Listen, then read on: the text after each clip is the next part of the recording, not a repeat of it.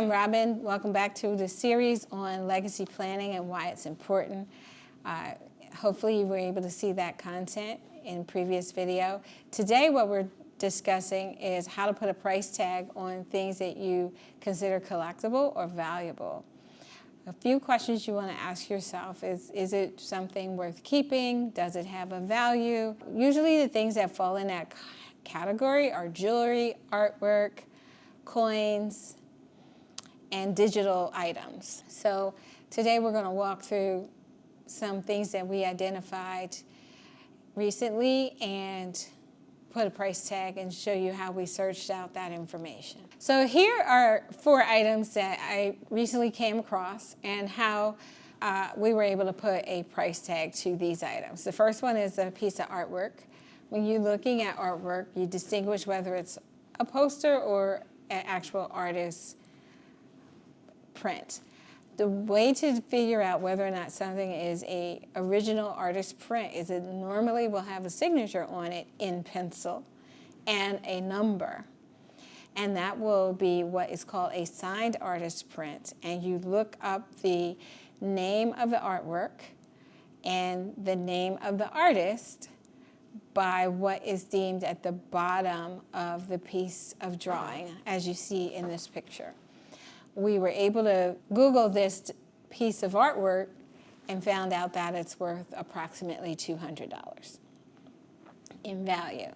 So that was important to know so that it didn't go in the dumpster. The second is jewelry or sterling silver. There's a set of jewelry, costume jewelry, which is sapphire and rhinestones. But you see a price tag on the actual box here, so that shows you that it has some value to it. And whatever that is depends on who's going to be the one purchasing it or keeping it.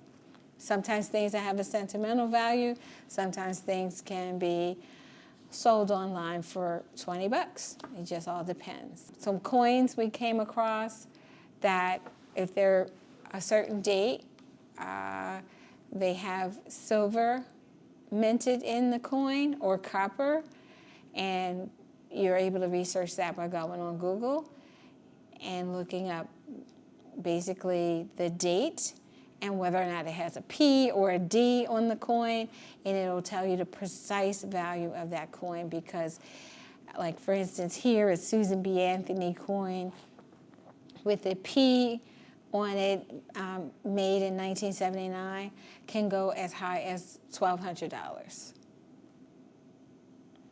And likewise, a copper penny from 1917 can be still worth a penny, even though it's full of copper. Another item to consider is digital equipment, cameras, VCRs, the VCR tapes, the cassette tapes, the CDs that are kind of not in production anymore, but to some individuals they are collectibles and they may sell for as little as $1 or $10 a piece. So some common websites you could go to put a price tag on items would be definitely Google, eBay, Facebook Marketplace. If you have a local pawn shop or one of those shops that sell We Buy Gold shops, those places usually will collect things like that or have a population or a demographic that's looking for those types of items.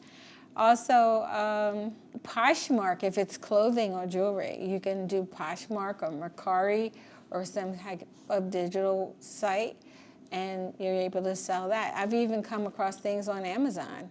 You know, I came across a album by Diana Ross from 1970s.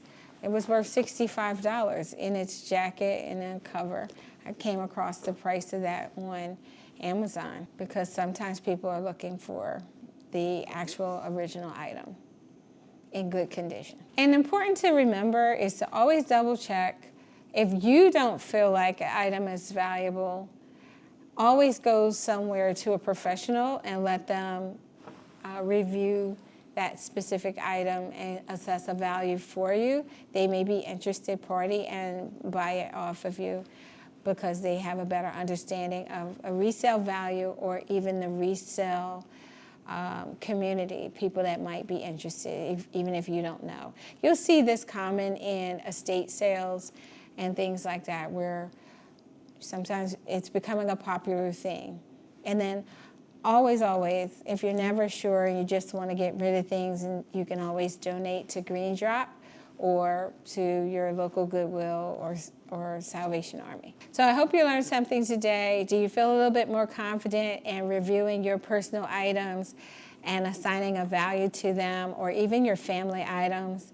I hope you enjoyed this series in legacy planning. If you need assistance with reviewing your legacy planning goals, we'll be happy to help you. Please click the link in the description box